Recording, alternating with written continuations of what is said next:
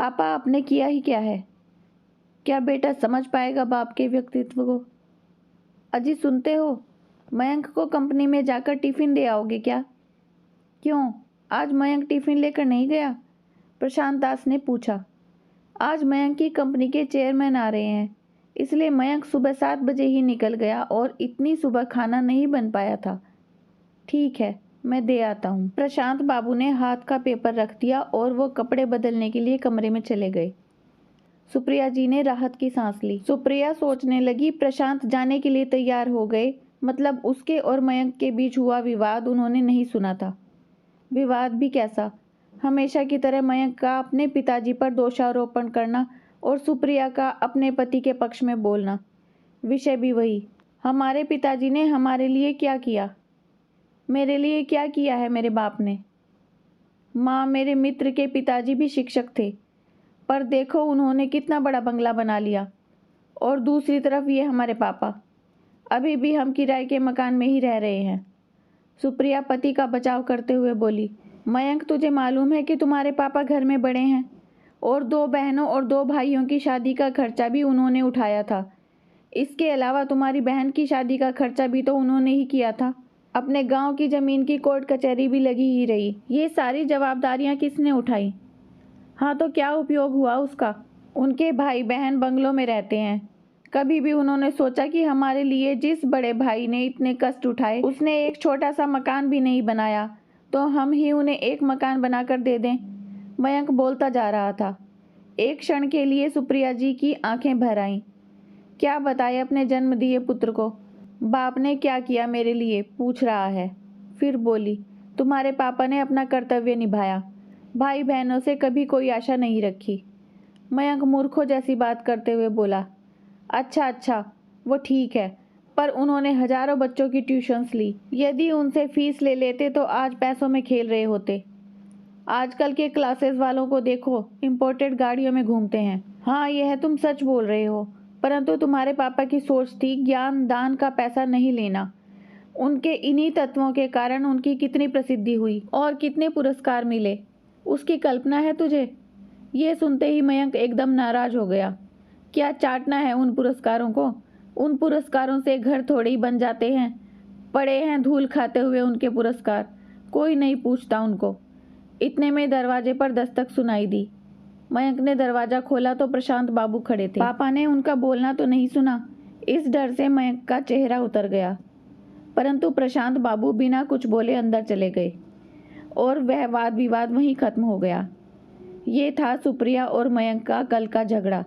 पर आज प्रशांत बाबू ने टिफिन साइकिल को लटकाया और तपती धूप में औद्योगिक क्षेत्र की मयंक की कंपनी के लिए निकल पड़े। 7 किलोमीटर दूर कंपनी तक पहुंचते पहुंचते उनकी सांस फूल गई थी।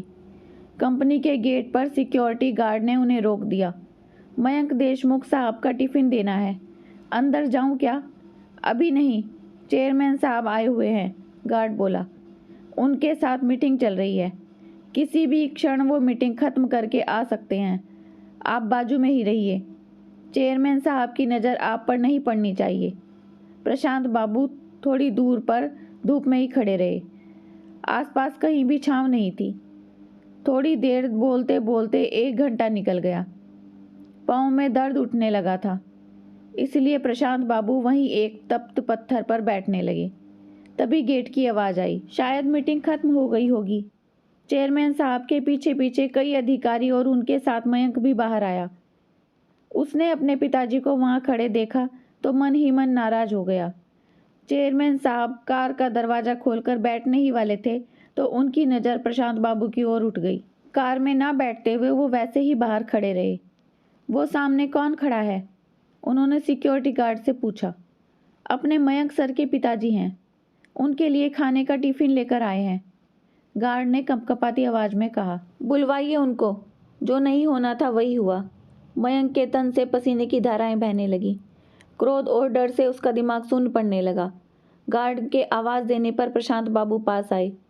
चेयरमैन साहब आगे बढ़े और उनके समीप गए। आप देशमुख सर हैं ना? डीएवी स्कूल में शिक्षक थे। हाँ। आप कैसे पहचानते हो मुझे? कुछ समझने के पहले ही चेयरमैन साहब ने प्रशांत बाबू के चरण छुए। सभी अधिकारी और मयंक वो दृश्य देखकर अचंभित रह गए। सर, मैं अतुल भार्गव, आपका विद्यार्थी। आप मुझे घर पर पढ़ाने आते थे। हाँ हाँ, याद आया। बाप रे, बहुत बड़े व्यक्ति बन गए आप तो। चेयरमैन हंस दिए। बोले, सर मुझे आप नहीं तुम ही बोलिए। फिर बोले, सर आप यहाँ धूप में क्या कर रहे हैं? आइए अंदर चलते हैं, बहुत बातें करनी है आपसे। सिक्योरिटी, तुमने इन्हें अंदर क्यों नहीं बिठाया? गार्ड ने शर्म से सिर झुका लिया।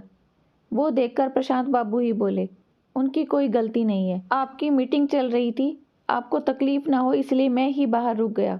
Okay okay. चेयरमैन साहब ने प्रशांत बाबू का हाथ अपने हाथ में लिया और उनको अपने आलीशान चैम्बर में ले गए। बैठिए सर, अपनी कुर्सी की ओर इंगित करते हुए बोले। नहीं नहीं, वो कुर्सी आपकी है, प्रशांत बाबू सकपकाते हुए बोले। सर, आपके कारण वो कुर्सी मुझे मिली है, तो पहला हक आपका है। चेयरमैन साहब ने जबरदस्ती से उन्हें अपनी कुर्सी पर बिठाया। जनरल मैनेजर की ओर देखते हुए बोले, आपको यकीन नहीं होगा जिंदल सर, देशमुख सर नहीं होते तो आज ये कंपनी नहीं होती और मैं मेरे पिताजी की अनाज की दुकान संभालता रहता। मयंक और जीएम दोनों आश्चर्य से उनकी ओर देखते ही रहे। स्कूल समय में मैं बहुत ही डब्बू विद्यार्थी था। जैसे तैसे मुझे 9वीं कक्षा तक पहुंचाया गया। शहर की सबसे अच्छी क्लासेज में मुझे एडमिशन दिलाया गया, परंतु मेरा ध्यान कभी पढ़ाई में नहीं लगा। उस पर अमीर बाप की औलाद, दिन भर स्कूल में मौज मस्ती और मारपीट करना, शाम की क्लासेस से बंक मारकर मूवी देखना, यही मेरा शौक था। माँ को वो सहन नहीं होता था। उस समय देशमुख सर कड़े अनुशासन और उत्कृष्ट शिक्षक के रूप में प्रसिद्ध थे। माँ ने उनके पास मुझे पढ़ाने की विनती की, परंतु सर के छोटे से घर में बैठने के लिए जगह ही नहीं थी, इसलिए सर ने पढ़ाने में असमर्थता दर्शाई। माँ ने उनसे बहुत विनती की और हमारे घर आकर पढ़ाने के लिए मुंह मांगी फीस देने के लिए बोला। सर ने फीस लेने के लिए तो मना कर दिया, परंतु अनेक प्रकार की विनती करने पर घर आकर पढ़ाने को तैयार हो गए। पहले दिन सर आए, हमेशा की तरह मैं शैतानी करने लगा। सर ने मेरी अच्छी तरह से धुनाई कर दी। उस धुनाई का असर ऐसा हुआ कि मैं चुपचाप बैठने लगा। तुम्हें कहता हूँ मयंक, पहले हफ्ते में ही मुझे पढ़ने में रुचि जागृत हो गई। तत्पश्चात मुझे पढ़ाई के अतिरिक्त कुछ भी सुझाई नहीं देता था। सर इतना अच्छा पढ़ाते थे, अंग्रेजी, गणित, विज्ञान जैसे विषय जो मुझे कठिन लगते थे वो अब सरल लगने लगे थे। सर कभी आते नहीं थे तो मैं व्यग्र हो जाता था।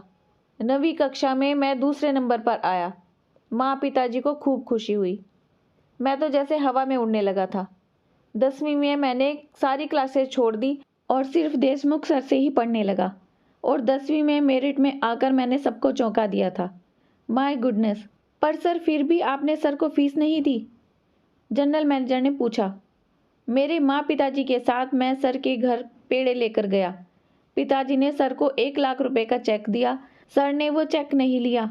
उस समय सर क्या बोले मुझे आज भी याद है। सर बोले, मैंने कुछ भी नहीं किया, आपका लाडला ही बुद्धिमान है। मैंने सिर्फ उसे रास्ता बताया और मैं ज्ञान नहीं बेचता, मैं वो दान देता हूँ। बाद में मैं सर के मार्गदर्शन में ही 12वीं में पुनः मेरिट में आया। बाद में बीई करने के बाद अमेरिका जाकर एमए किया और अपने शहर में ही यह कंपनी शुरू की। एक पत्थर को तराशकर सर ने हीरा बना दिया और मैं ही नहीं, सर ने तो ऐसे अनेक असंख्य हीरे बनाए हैं। सर आपको कोटि कोटि प्रणाम। चेयरमैन साहब ने अपनी आंखों में आए अश्रु रुमाल से पोंछे। परंतु ये बात तो अद्भुत ही है कि बाहर शिक्षा का और ज्ञान दान का बड़ा बाजार भरा पड़ा है, फिर भी सर ने 1 रुपया भी न लेते हुए हजारों विद्यार्थियों को पढ़ाया। न केवल पढ़ाया बल्कि उनमें पढ़ने की रुचि भी जगाई। वाह सर, मान गए आपको और आपके मार्गदर्शन को। प्रशांत बाबू की ओर देखकर जीएम ने कहा, अरे सर, ये व्यक्ति तत्वनिष्ठ हैं, पैसे और मान सम्मान के भूखे भी नहीं हैं। विद्यार्थी का भला हो, यही एकमात्र उद्देश्य था। चेयरमैन बोले, मेरे पिताजी भी उन्हीं में से एक समय भूखे रह लेंगे पर अनाज में मिलावट करके बेचेंगे नहीं, ये उनके तत्व थे। जिंदगी भर उसका पालन किया, ईमानदारी से व्यापार किया, उसका फायदा आज मेरे भाइयों को हो रहा है। बहुत देर तक कोई कुछ नहीं बोला। फिर चेयरमैन ने प्रशांत बाबू से पूछा, सर आपने मकान बदल लिया या उसी मकान में रहते हैं? उसी पुराने मकान में रहते हैं सर, प्रशांत बाबू के बदले में मयंक ने ही उत्तर दिया। उस उत्तर में पिताजी के प्रति छिपी नाराजगी तत्पर चेयरमैन साहब की समझ में आ गई। तय रहा फिर, सर आज मैं आपको गुरु दक्षिणा दे रहा हूँ। इसी शहर में मैंने कुछ फ्लैट्स ले रखे हैं, उसमें का एक 3 BHK का मकान आपके नाम कर रहा हूँ। क्या? प्रशांत बाबू और मयंक दोनों आश्चर्यचकित रूप से बोले। नहीं नहीं, इतनी बड़ी गुरु दक्षिणा नहीं चाहिए मुझे, प्रशांत बाबू आग्रहपूर्वक बोले। चेयरमैन साहब ने प्रशांत बाबू के हाथ को अपने हाथ में लिया। सर प्लीज ना मत करिए और मुझे माफ करें। काम की अधिकता में आपकी गुरु दक्षिणा देने में पहले ही बहुत देर हो चुकी है। फिर मयंक की ओर देखते हुए उन्होंने पूछ लिया, मयंक तुम्हारी शादी हो गई क्या? नहीं सर, अभी नहीं, रिश्ता तय हो गया है। जब तक रहने को अच्छा घर नहीं मिल जाता तब तक शादी नहीं हो सकती। मेरे ससुर जी ने ऐसी शर्त रखी है। अभी तक शादी की डेट फिक्स नहीं की, तो फिर हॉल भी बुक नहीं किया। चेयरमैन ने फोन उठाया और किसी से बात करने लगे। समाधान कारक चेहरे से फोन रखकर धीरे से बोले, अब चिंता की कोई बात नहीं, तुम्हारे मैरिज गार्डन का काम हो गया। सागर लॉन्स तो मालूम ही होगा। सर वह तो बहुत महंगा है। अरे तुझे कहाँ पैसे चुकाने हैं? सर के सारे विद्यार्थी सर के लिए कुछ भी कर सकते हैं। सर के बस एक आवाज देने की बात है, परंतु सर तत्वनिष्ठ हैं, वैसा करेंगे भी नहीं। इस लॉन्स का मालिक भी सर का विद्यार्थी ही है। उसे मैंने सिर्फ बताया, सिर्फ हॉल ही नहीं तो भोजन सहित संपूर्ण शादी का खर्चा भी उठाने की जिम्मेदारियां ली हैं उसने, वह भी सर खुशी से। तुम केवल तारीख बताओ और सामान लेकर आओ। बहुत बहुत धन्यवाद सर, मयंक अत्यधिक खुशी के साथ हाथ जोड़कर बोला। धन्यवाद मुझे नहीं, अपने पिताश्री को दो मयंक, ये उनकी पुण्याई है। और मुझे एक वचन दो मयंक, सर के अंतिम सांस तक तुम उन्हें अलग नहीं करोगे और उन्हें कोई दुख भी नहीं दोगे। मुझे जब भी मालूम हुआ कि तुम उन्हें दुख दे रहे हो तो न केवल इस कंपनी से लात मारकर भगा दूंगा, परंतु पूरे महाराष्ट्र भर के किसी भी स्थान पर नौकरी करने लायक नहीं छोड़ूंगा। ऐसी व्यवस्था कर दूंगा। चेयरमैन साहब कठोर शब्दों में बोले। नहीं सर, मैं वचन देता हूँ, वैसा कुछ भी नहीं होगा, मयंक हाथ जोड़कर बोला। शाम को जब मयंक घर आया तब प्रशांत बाबू किताब पढ़ रहे थे। सुप्रिया जी पास बैठी सब्जी काट रही थी। मयंक ने बैग रखा और प्रशांत बाबू के पांव पकड़कर बोला, पापा मुझसे गलती हो गई, मैं आपको आज तक गलत समझता रहा। मुझे पता नहीं था पापा, आप इतने बड़े व्यक्तित्व वाले हो। प्रशांत बाबू ने उसे उठाकर अपने सीने से लगा लिया। अपना लड़का क्यों रो रहा है सुप्रिया की समझ में नहीं आ रहा था, परंतु कुछ अच्छा घटित हुआ है, इसलिए पिता पुत्र में प्यार उमड़ रहा है। ये देखकर उनके नैनों से भी कुछ बूंदें गाल पर लुढ़क आई। अपने कदमों पर चलना सीखा जिन्होंने सहारे लिए, आज वो बच्चे भी अपने माँ बाप से पूछते हैं, आखिर किया ही क्या है तुमने हमारे लिए। दोस्तों आपको कैसी लगी ये कहानी, अपने विचार कमेंट्स में जरूर बताइए। अगर कहानी अच्छी लगी है तो लाइक शेयर सब्सक्राइब करना मत भूलिए। अपना खूब सारा ध्यान रखिए, खुश रहिए, मुस्कुराते रहिए।